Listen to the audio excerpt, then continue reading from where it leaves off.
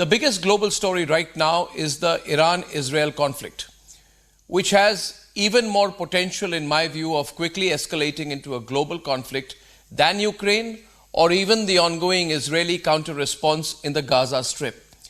Now, yes, you all know, viewers, this started with the Israelis hitting a consulate building in Damascus, Syria on the 1st of April, killing 13 people, and then Iran hit back with firing a series of missiles and drones at Israel, which caused very limited damage because of Israel's very expensive Iron Dome interception capability.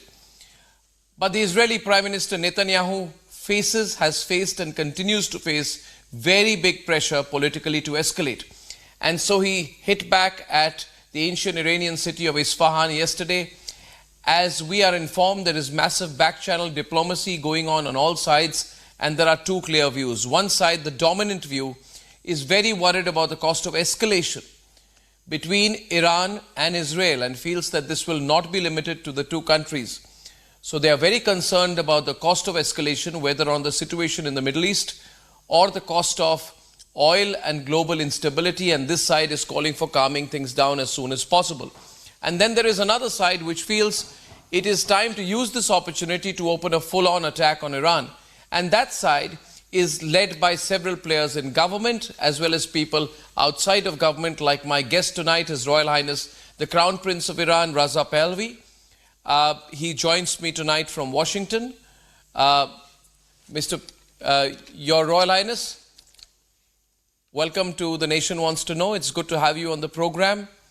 And if I can refer to you henceforth as Mr. Pahlavi, Mr. Pahlavi has been calling for regime change in Iran, and he feels that this is the time to push the envelope.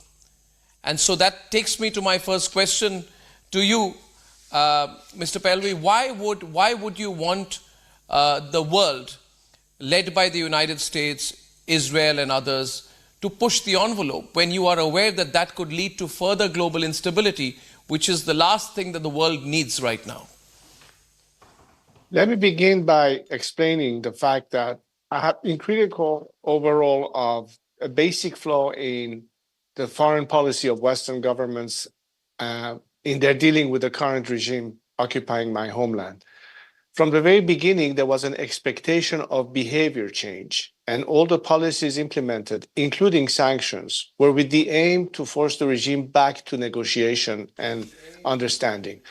The very premise of expecting behavior change from a system that in its entirety, in its DNA, in its entire reason for existence, was to export a religious ideology in the region and beyond, it cannot coexist in the world where democracies, where human rights and liberties are respected, for them to be able to coexist with their ideology at the same time.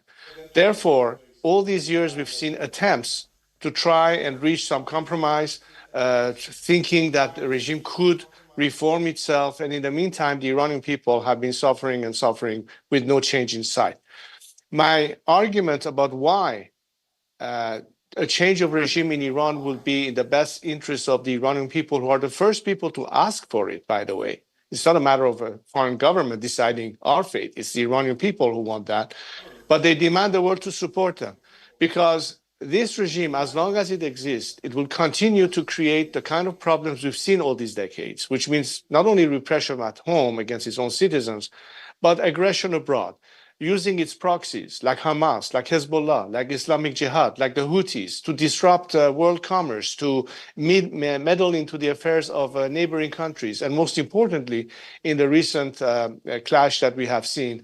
This regime does not desire what's best for the Iranian people. It is simply trying to ascertain itself. And if the world wants to put away once and for all the problems that were caused by this regime, there's only one solution left. If we don't want escalation, if we do not want military confrontation, but a change that comes from within at the hand of the Iranian people themselves. This is where the world can make a key decision of finally helping the Iranian people this time, as opposed to insisting on negotiating with a regime that will never be willing to come to terms with the values that Mr. Pahlavi, the free world stands for. I understand. I understand. But I'm sure that I'm sure you wouldn't disagree with me that the Iranians would have done their own geostrategic analysis of the situation. You mentioned the fact that Iran has been working through, its proxies, the three H's, Hezbollah, Houthis, and Hamas. But isn't it possible that Iran itself is a proxy for other global powers? Because Iran on its own would not have dared to carry out the kind of attack it did as a counter-response on Israel without having planned the grand strategy of what would follow. So perhaps they are also working for someone else's interests beyond their own. By the way, Arnab, I would very much appreciate if people like yourselves as a member of the media and other colleagues of yours refer to the situation not as Iran, meaning the people of Iran, and instead say the regime.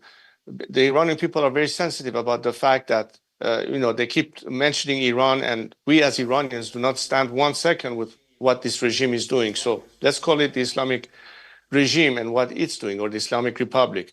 It is true, they have been pretty much held in power by means of their dependence on some foreign powers. Example, Russia.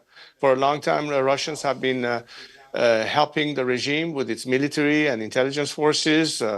The current Moscow-Tehran axis, as Tehran is helping Putin fight his war against Ukraine, is an example. As such, clearly, the regime has also some partners that have a different viewpoint as far as the geopolitics of the region is concerned. However, I think the majority of the countries around the globe realize that in the long term, nobody will benefit from such instability. It's not good for security, it's not good for commerce, and the root cause, again, is the regime disrupting all of this. So regardless of whether or not this regime may have some allies, but it has far many more adversaries insofar as the free world is concerned. This is where the Iranian people stand together with the free world against a regime that is repressing them and is not offering them a chance to self-determination. I believe that once Iran is freed, you will see a completely different picture and demeanor as it relates to regional peace and cooperation and our relationship worldwide with anybody that's willing to respect our independence and sovereignty. You've been talking about a regime change. What do you have in mind? I mean, are you talking about a full-fledged invasion of Iran? Would that be right? If America is very concerned about sovereignty of other nations? I don't know why you are. So what do you mean by regime change then? How do you see that coming into effect? Well, it's a domestic liberation movement at the hand of the Iranian people. It's a little bit like putting more pressure on the regime by helping the Iranian people directly. Look, what happened in Poland with Lech Walesa and Solidarity? What happened in South Africa to put an end to apartheid? None of this was as a result of foreign invasion. It was a matter of support directly to the dissidents, to the activists, to the civil society of those countries, giving them an equal footing to be able to have a chance to bring pressure from within. The mechanism of change of regime in Iran is not going to be at the hand of any foreign intervention. In fact, it is my red line. I have always been extremely opposed to any kind of military confrontation or intervention against my country. But I believe that through civil disobedience, through mass protests and labor strikes, we can paralyze the regime and force it to collapse. And following that will be an interim phase by which we should have a constitutional process whereby the Iranian people can elect their representative to a constitutional assembly to debate Iran's future, the constitution, the formal regime, the content, and everything else that is at play. In other words, to have true self-determination. Right now, India is experiencing, as the largest democracy in the world, a process of election. And how much we value the fact that without such freedoms and the ability to choose, citizens are completely voiceless. That is the current situation in Iran. That needs to change. 85 million Iranians have to have an opportunity to speak for themselves. And this is why free countries, particularly democracies, need to support them in this struggle against a regime that has completely taken those freedoms away from Iranians. But you're talking about basically uprising on the ground, on the streets of Iran, and people had expected that in the fallout of the Mahsa Amini case. There were protests on the ground which started almost immediately. I think it was the autumn of 2022. You had yourself called for protests and mobilization at that point of time. But it didn't really take off beyond a point. So why would you think the situation is different now when it would be seen to be the world against the... Yes, yeah. Why would the situation be different now? Well, first of all, you have to understand that for some ingredients being missing, you cannot get to the final result that one wants to obtain. The Iranian people have done their part. They've done all they could under tremendous duress and repression at home. The very same time Iran is waging war against Israel, the regime is cracking down on Iranian women on the streets of Iran. It's maintaining its instrument of repression. But the brave Iranian people, today's Gen Z of Iran, the young generation, stand against them. They still are continuing the fight. What is absent is two things. There still is not a clear and strong leadership from key Western countries to support this movement. And number two, obviously, there has to be the kind of leadership that makes this happen. While the Mahsa Amini Women Life Freedom Movement was certainly a revolutionary state of protest, but the mechanisms of change have to also be in place. This doesn't happen automatically. We need to be able to work with elements within the country. They need to be able to connect with the outside world. They need to have their representation on the international scene so that the world understands exactly how and through what means they can be of help and support this movement. Then we can have a legitimate chance to succeed. But if you have, while you have such a revolution on the streets of Iran, certain governments who are bent on appeasement, who release billions of dollars of money into the hand of a regime that is not going to spend it on the starving Iranian people, but instead spending on its proxies all across the world, how do you expect change to actually happen? The will for change has to come finally in the mind of the outside world. Now, having said that, I've always said to my fellow compatriots, we cannot depend on anybody else but ourselves. However, it would be far simpler and less costly to us if we had the tacit support of the free world. This is what we need right now. That is the missing element. With that in play, a lot will change. But you know, now let me draw you into the real politics of it. We clearly understand where you're coming from on this matter, but you know, peace is important. The world at this point of time is not crying for more conflict.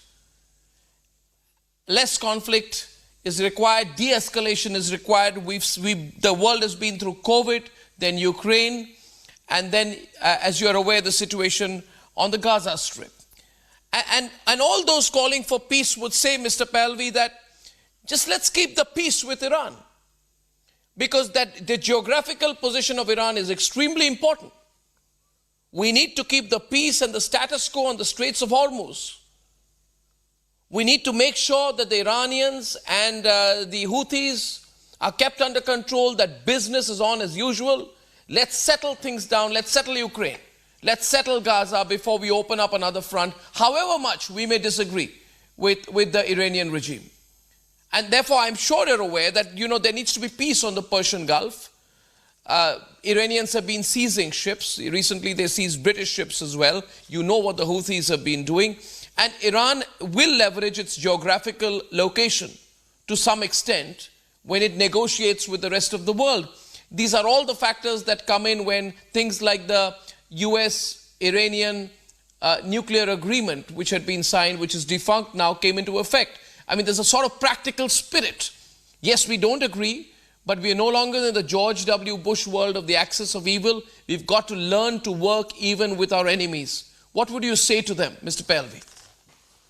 Well, I believe that freedom is tantamount, and whenever a citizen's freedom is taken away from them, they have every right to ask for change. And if the world is copping out behind the excuse of maintaining the status quo simply because they don't have a vision for something that could be better, simply because they don't realize that it is as a result of this regime that we have instability, you expect the very same regime that has caused all this mayhem to be an element you can depend on to calm down, to bring peace all of a sudden. From the day the regime set foot in Iran, it had as an agenda to export its ideology. It became adversely confrontational vis-a-vis the Arab countries in the Persian Gulf. It started antagonizing its regional neighbors. It started exporting this ideology in the four corners of the world. And as a result, we have what we have now. I find it very surprising that after 45 years and the proof of the behavior of this regime, and as I said earlier, the expectation is maybe today they will be reasonable and finally come to terms. That expectation is wrong. You have just wasted time to a point that now we are facing more challenges. Now, the only way, again, I repeat, the only way we can, for good, eliminate every element that is leading to this instability, which is tied directly to the nature of this regime, is to get rid of it. Again, at the hand and at the ask of the Iranian people, because the Iranian people are not going to put up with this any longer. They are ready to change. So the choice is very simple. You can either ignore the Iranian people's right to self-determination and freedom, a nation that wants to be at peace in the world, that does not have any reason to be antagonistic versus the Israelis or the Arabs or anybody else in our neighborhood, but are hostage. They're the first hostage of a regime that is doing precisely all of these negative deeds. Now, what is the price to pay? Is the price to achieve ultimately a liberation more expensive than dealing with this regime every day in terms of, as you said it yourself, escalation, disruption of commerce and maritime traffic? Is that cost less than the cost of change for Iran and the consequences of that? I challenge, therefore, those who claim that, no, we have to be using realpolitik as an argument. I think that's basically the language of weak leadership. Look, the world changed twice, at least in contemporary history, where we've seen that as a result of that strong leadership, things did change for the better. Example, Second World War. Example, Roosevelt and Churchill vis-a-vis Hitler during the Second World War.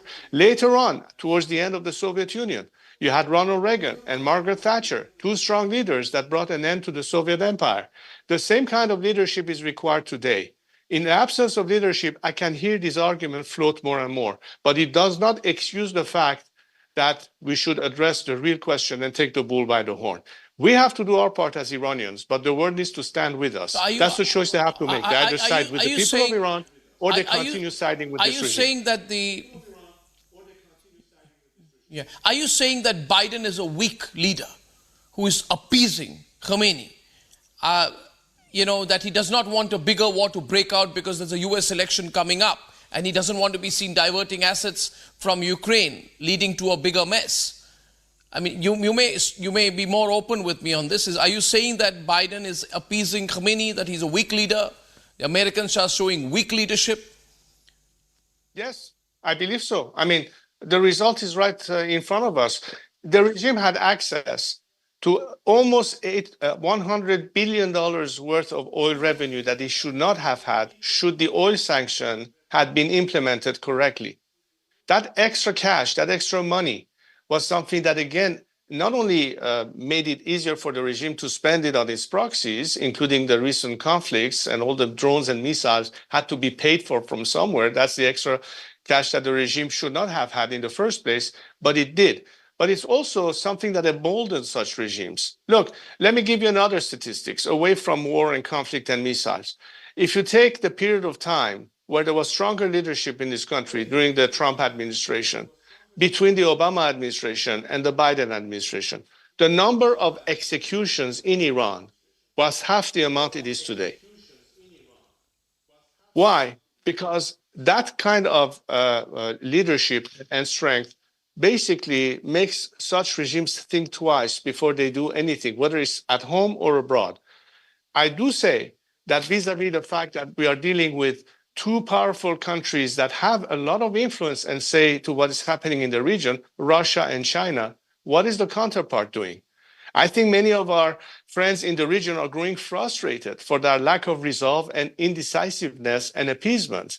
And that frustration could create some reconsideration of their policies and alignment. But I don't think we need to get that far. I think there's still an opportunity to resolve the issue.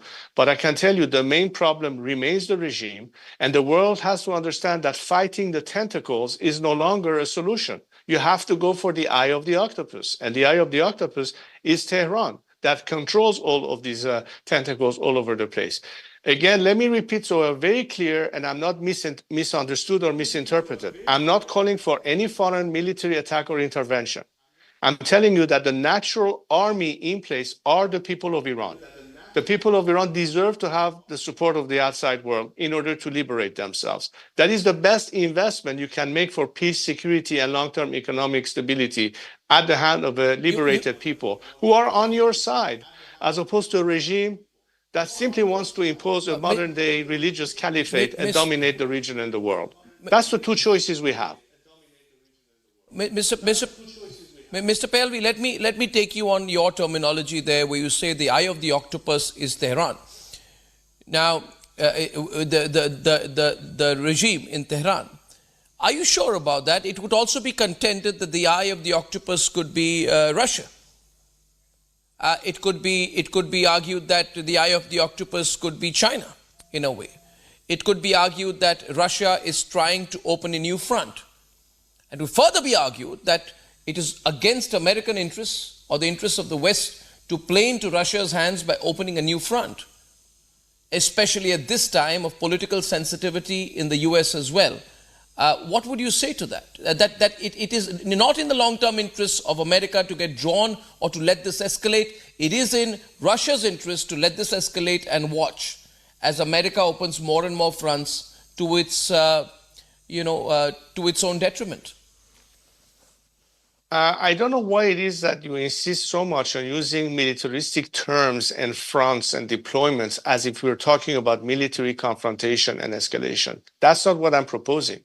What I'm talking about is the liberation of a nation that is under siege by a regime that has kept them hostage. It's a process of liberation. It's not escalation or opening fronts that we're talking about. I think the world today is savvy enough, whether you're French, American, Canadian, or Japanese, to understand the value of the independence and freedom. I mean, India went through an independence movement to liberate itself. If that is not as valuable that they're willing to put everything on the line for it, then why should Iranians deserve any less than Indians, or for that matter, Americans, or people in Sweden or in Australia? Liberty and freedom is tantamount to bringing us more guarantee of stability, because democracies don't go at war to one another. The fact that this regime is in conflict, because it's not a democracy, it's a religious dictatorship. And ultimately, that is the problem. Now, would China benefit from it? Would Russia benefit from it? Perhaps. But the root cause of the problem is not Moscow or Beijing. It is the regime that has occupied my country, and it is based in Iran. That's why I point to Tehran as the problem. And that's why the solution is going to be within Iran itself. I'm not asking for Moscow or Beijing or Washington to determine the fate of the Iranian people, but to ask themselves the question, what is ultimately the vision that a free Iran will have vis-a-vis the whole world? It's not going to be aligned only with the West. It's not going to be aligned only with the East. It's going to be working with whoever respects our sovereignty and freedom, and will work with them, with any of these countries who would like to have a better relationship with Iran. This regime is not providing that opportunity, but a free Iran will. I understand the reason why you disagree with my use of what you are calling militaristic terms, which I may only describe as the practical situation on the ground right now, because you are in Washington. You had urged the US and the Israel earlier not to fall into what you called a trap by escalating their disputes with the Iranian government into a military conflict, and that was in 2017. But as of today, you would agree with me, sir, that that is exactly what appears to be playing out. And therefore, I think there is a distinct possibility that Iran, if it realizes that the conflict has broken out. Now, let me give you a slightly elaboration of why I'm saying this to you. I'll take just a minute. Your Royal Highness, Iran would know, have a good sense of whether the West can escalate this right now. And if the West comes to a conclusion that it does not want to escalate it right now, then the Iranians have the upper hand in any negotiation. Should such a negotiation happen through back channels or otherwise, either through open dialogue or through secret contact or clandestine diplomacy, which you know does happen, in that case, could it be possible that the end game for the regime in Tehran is to renegotiate and reopen the nuclear deal, which is presently in tatters? Because they need that nuclear deal, they need the sanctions lifted, they need the economy to pick up, and they can feel that in turn for agreeing to de-escalate, they might want to take the benefit of resuming a more working relationship with the rest of the world and using every leverage that they have, including their maritime interests in the Straits of Hormuz, as a negotiating chip. Your response to that? My job is not to defend the regime's interest. My job is to defend the Iranian people's interest. And what is in conflict with the Iranian people's interest is the survival and continuing existence of a regime that has deprived us of our freedom and our liberties. Therefore, I will challenge and I will stand vis-a-vis any entity, government, foreigners who would think that the status quo should prevail and the Iranian people don't deserve any better and they should be sacrificed in the interest of realpolitik, or as you say, avoiding any kind of escalation. I would not stand for a second and accept that premise that it's okay to let the Iranian people continue to be victims of this regime while the regime is trying to play some kind of strategic compromise with the world. Understand that most of its behavior has been not as a position of strength, but actually weakness. A regime that is strong does not repress its citizenry. A regime that is strong doesn't, after 45 years worth of passage of time, still continue to be aggressive, meddling in the affairs of neighboring states, unless you are willing to say, we have to put up with this religious dictatorship. That's what it is. The world has to accept it as a matter of fact, and therefore we should throw in the white towel and go home. Yeah, of course, that is an eventual possibility, but is it the right moral position to take? What happened to liberty? What happened to freedom? What happened to human rights? What happened to all those values that I believe the Western world has not abandoned, at least as of yet? This is also something to consider, not just an economic issue, not just the kind of elements that you pointed. A lot more is at stake. And therefore, I would still argue that the people of Iran would be able to tell the whole world and demonstrate to the whole world that unlike this regime that is constantly blackmailing you, that is taking ransom money to liberate hostages, and you pay the price for that, and is going to continue to be emboldened as a result. And therefore, it is not by appeasement that it will reduce the conflict.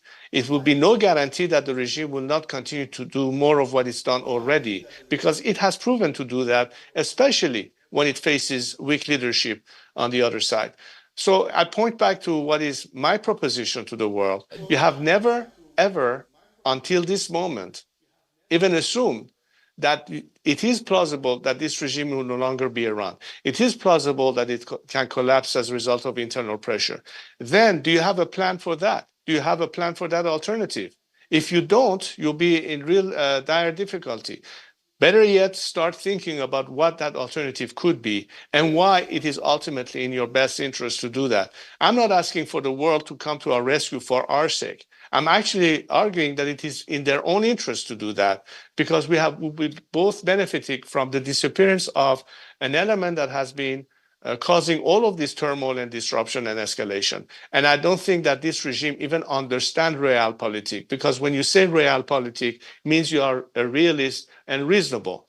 Again, a real world that is realistic is expecting the same behavior of a regime that is not reasonable, that is not realistic, that is purely ideological. And that's why it will never come to terms or change its behavior. Herein lies the fundamental argument that I have vis-a-vis the world that says, well, if we are practical, maybe they are practical too. Are they? No. Well, I mean, what if the price of oil go through the roof? What if the global economy tanks? What if the Straits of Hormuz are paralyzed? Why would the world pay the price for the regime change, however important in Iran, go up, as you are arguing? through the roof?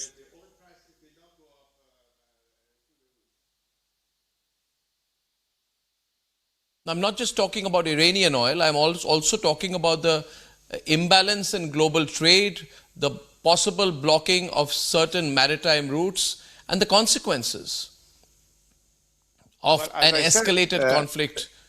As I said, the more the regime stands in place, the more harm it could do. And if you think that it is through blackmail and it's through nuclear deterrence of an undemocratic regime that the world will feel safer, or for that matter, our neighborhood will feel safer, I don't know where we're leading with that. I mean, can you imagine that if this regime actually negotiates a nuclear deal, why would it want to pursue a nuclear arsenal in the first place if its intention was peaceful usage of the energy? Why did we not start continuing the policy that's because the sanctions, they would say that's because the sanctions came back and the Americans turned their back on the nuclear deal as well. I'm sorry, I was talking, I couldn't hear your that question. Was, could you repeat, please? tit for tat. No, I'm sorry, but so I was saying that the argument of the Iranian regime could be, the argument, I repeat myself, the argument of the Iranian regime could be that was a tit for tat.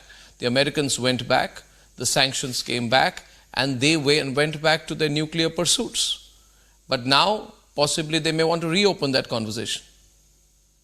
So basically, we should be open to proliferation, and many countries in the region will also pursue a nuclear program to equal that of Iran. Where are we going with this? Are we going to talk about a whole region having access to WMDs? Is that really the future we are painting for the Middle East? All because there is a regime that is provoking and forcing everybody's hand in that direction? Or can we eliminate the problem so we wouldn't have to start considering proliferation? So the Saudis build their bomb, or the UAE build their bombs, or the Egyptians build their bombs, and pretty soon everybody has a bomb. And then what? I mean, seriously, if that's the direction the world wants to take, I cannot have a logical answer to that. But you can eliminate every aspect of the problem that threatens maritime traffic, that could be a nuclear threat, that could be an existential threat to countries like Israel, that is sponsoring terrorism, that is interfering in the affairs of governments in the region, from Syria to Iraq to Lebanon. I don't think the world is prepared to continue living along with this kind of a regime, especially when it is extremely fragile at home, that the majority of its citizenry is against it, and they stand ready to save themselves, but they need an extra assistance from the world that is, instead of helping them, are still throwing them under the bus, insisting, as you argued, on the status quo, hoping that maybe through that we can all tone down the escalation. I think this regime has proven that if it wanted to maintain stability, why would it do what it did? Why would it support a terrorist group? Why would it attack Israel, and so on and so forth? Yeah, but the world is also changing in a multilateral world, Mr. Pahlavi. Why should it be the concern of the West what happens across the world? Why should the West look upon itself as the savior of every part of the world? And we all know what happened when you refer to the WMD case. You know what happened last time when WMDs were used as as a good excuse to carry out a full-blown invasion. So now isn't the world changing? What if Chinese were to say that we want to liberate another part of the world? What if the Indians were to say we want to liberate another part of the world? Invasions of sovereignty, either which way, are not good. And so if we were to go back to the attack by the Israelis on the consulate in Damascus, that is still sovereign territory. That was a violation of another country's sovereign territory. Upon an intelligence input or upon a perception of intelligence of Israel. My question being, why should it be that the West or the forces supported by the West, including Israel, should feel that they have some kind of a moral superiority in terms of intervening to help people across other parts of the world? In the changing dynamics across the world, which is multilateral, perhaps that would not be the right way to look at it anymore. Well, first of all, you mentioned the word sovereignty several times. Well, the Iranian people currently are not enjoying sovereignty because their vote doesn't count. They're being repressed, muzzles. We have political prisoners. We have executions. If we are looking to the outside world, the Iranians are looking to the West, not to Moscow or to Beijing, because at least in the West, there seems to be a principle of liberty and freedom and democracy. I would not compare India to China. India is a democracy. So if you think that as a democratic country, it is in your best interest to promote democracies, especially for a nation that wants to have it, and you would call that intervention, I don't call it intervention. I call it a moral duty. People who are free should help other peoples be free. That's the premise. Now, is it a multilateral world? Yes, it is. But I choose to work with free countries. I choose to work with Western democracies. I choose to work with everybody who values the principles of freedom and liberty and would be defending human rights as a matter of moral obligation. It's as simple as that. Now, if there are other countries that do not have the same principles in view and are in fact interfering in Iran by not letting the Iranian people achieve freedom, that is some kind of interference in itself. You are not allowing for a nation, or you are in a way interfering with their ability to free themselves. And freedom is, I think, the paramount issue here. Otherwise, if it's just a matter of maintaining dictatorships in place and justifying it, something that happened the last century a lot of times, the world has changed. But I think today's social media points to us that many nations around the world, regardless of their ethnic background or religious aspects or composition, freedom is the universal language. Freedom is a universal ask. And which is why we have seen that in all these recent demonstrations of solidarity, people around the world stood with the Iranian people as they were calling for their freedom. Now, that's the ask of the people in the world. What governments do, let's ask them. Let's put them on the spot and say, why don't you, in fact, support these movements? But I think the question of freedom is not going to be, for me, an element subject to negotiation. Freedom is paramount and tantamount. That's what I'm here for. That's what I'm fighting for, regardless of the challenges we face. But why would you want sanctions which would affect the lives of your own people? You're calling for further sanctions on the regime in Iran, and you're going on and saying that, of course, you know, this is not your exact words here, that this is not the war of the Iranian people, it is Ali Khamenei's war. But my question to you is, why would you want sanctions which would make it more and more difficult for your own people, for people in hospitals in Iran, for children to get the food and the medicines they need in Iran, and for the old and elderly people needing treatment to be denied the access to medicines and treatment that they would need? Would you say that even their suffering would be justified towards the larger purpose which you're pushing for? Basically, you're parroting the argument of the apologists for the regime and those who always have said that sanctions doesn't work, etc., etc., etc. Look, the regime is not spending money on the Iranian people. Do you think that the $100 billion they received was spent on any school or hospitals or helping the people who are starving on the streets of Iran? They did get that money recently, didn't they? Was it spent? Was a cent of it spent on Iranian, despite the fact that we have sanctions? It wasn't. This is simply money in the hand of the regime. And the reason why sanctions are important, it's not because it affects the people of Iran. It's because it's going to restrain the regime to have more means to support its war machine of repression at home and conflict abroad. Now, of course, sanctions in and of itself is not sufficient. You need to have, parallel to this, a policy of support. These two ingredients combined could put an end to this regime as a result of change from within. But that hasn't done. So if there's a continuation of economic malaise in Iran, it's not because of the sanctions, it's because of the regime has not been truly challenged so that we can get rid of it. Once we are rid of it, immediately the economic situation in Iran could improve. Everybody knows that. Iranians are understanding of that. How many Iranians, despite the fact that are in fuel lines, despite the fact that they are starving, are objecting to any kind of pressure on the regime? Only the regime and its elements say that, not the Iranian people. It all depends who you're listening to. Are you listening to the regime propagandists, or are you listening to the Iranian people? If you listen to the Iranian people, you will see that the majority of them understand the reason why this regime needs to be sanctioned. Because it is under appeasement that the regime silently executes more people, brutalizes more women, keeps more people in jail and dissidents. They have to face that kind of pressure from the outside world, but they also need to receive the support in order to do whatever they need to do from within. These are the two combination elements. So yes, it is important to maintain pressure on this regime, because you have to limit its ability. It's not going to trickle down to the people. Even if the sanctions were removed, this regime will not be spending it on the Iranian people. Got it.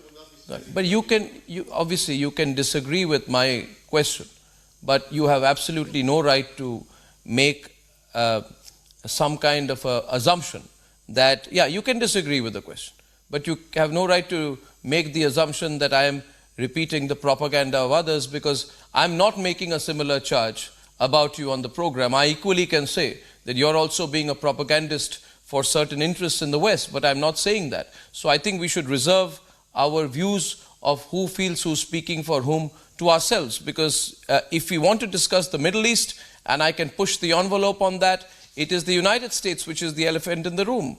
America's Iran policy does not have a bipartisan consensus. We have typically seen Democrats indulging more with the present regime in Iran vis-a-vis the Republicans. And some analysts say it's unlikely that the Israeli response may have been less restrained but for a Democrat, Joe Biden, as a president. You've been yourself critical of Biden. So essentially we can't cover up the fact that there's a lack of bipartisan consensus within the United States. In any case, my follow-up question to you is, and that's only my response to your unfair charge. My question to you is, why should the people of Iran believe that you have their best interests in mind? Because you lived in the United States for a large part of your life. You moved there well in your 20s. You've lived outside Iran, and you're very vocal about the situation in Iran. Some people would see you as a Western prop. How would you respond to that? That you're taking a certain political line which would go well with the West, but not be in the interests of the Iranian people. This charge is something I want you to respond to as directly as possible. That's very easy to prove. All you have to do is to monitor Iranian social media. All you have to do is to look at various polls that have been done about what level of support or popularity I have in Iran. These are not polls conducted by me. It's in fact conducted by elements who are not necessarily my sympathizers. And you will see right there and then the amount of respect and trust that they have in what I've been doing and the legacy of my family. All you have to do is to monitor what's happening in Iranian social media and the feedback and reactions that my compatriots are demonstrating. Now, as far as my own contact with my fellow compatriots, which is on a daily basis, the fact that I was physically unable to be in Iran, the fact that I was physically away from my country, doesn't mean for a second that I'm not aware of everything that is happening in my country every single day, in all of the smallest details. Why is this vision important? And that's the reason why Iranians have faith in my ability to help them, is because this is one of the very few people, if not the only person they can trust. And they say so. And that trust has tremendous amount of value for me. It's a political capital that I'm spending on the liberation of my fellow compatriots. They need to have a chance to determine their own future. Currently, they don't. And what I stand for is a process that not only frees our country from the stronghold of a religious dictatorship, but would also provide them with an opportunity to decide their own fate in the parliamentary process. This is exactly the kind of plan that I'm proposing. It has nothing to do with America or Europe or any other country. It's a process that we as Iranians deserve to have to determine our own fate. So on that basis, my ask and my message to anybody who's willing to listen to this message is to understand why Iranians deserve to have that opportunity, something they've been deprived on ever since this regime has taken over. That's what I stand for. This is my agenda, and let the chips fall where they may. And lastly, what are your plans? We're very intrigued. Of late, you've been speaking to a lot of leading media networks globally. You're increasing your footprint. You're speaking in very influential circles in the topmost universities in the world. What are your plans? What is your end game in this? The plan is to make sure that we are in this first phase successful in bringing this regime to collapse by means of internal pressure, probably at its climax, nationwide labor strikes, which is the least costly way and the most effective way to paralyze the regime. And of course, to be prepared to manage a transition phase, at which time an interim government will have to be formed. I think the majority of the participants are, as I speak, inside the country. We have to be able to plan for the inclusivity of the majority of elements that are not criminally tied to this regime, whether on the civilian side, but particularly on the military and paramilitary side. There has to be an exit strategy offered to them so they can see a place for themselves beyond this regime. We're not talking about the disaster of the Baathification in Iraq after the fall of Saddam Hussein and send all the troops home, and half of them ended up becoming ISIS fighters. This is also part of the plan to be inclusive of the majority of them who are not corrupt or involved in the criminal behavior of this ruling mafia. That is also tantamount to calling the nation to national reconciliation and amnesty to the extent possible. We have to make sure that during the transition, we have every element of transitional justice taken into consideration. We have to prepare the grounds as soon as possible for the election of a constitutional assembly, whereby all these elements of the constitution, the form of the regime, its content, the level of centralization or decentralization of power, and so on, will be debated. And ultimately, when this parliament will propose to the nation a constitutional plan, the nation can, in a referendum, adopt and finally vote for what they want for their future. To me, that's the end game. The end game for me is the day Iranians go to the poll and finally determine the future of the land. I would have considered that a lifetime's mission accomplished. Well, this has been very interesting. We'll track whatever you do next. And of course, we'll keep talking to you as we watch the situation in Iran and in the Middle East. Thank you very much, Mr. Pahlavi, for talking to me and for talking to the Republic Media Network. Thank you very much. It's been a pleasure. Thank you so much. Appreciate the opportunity.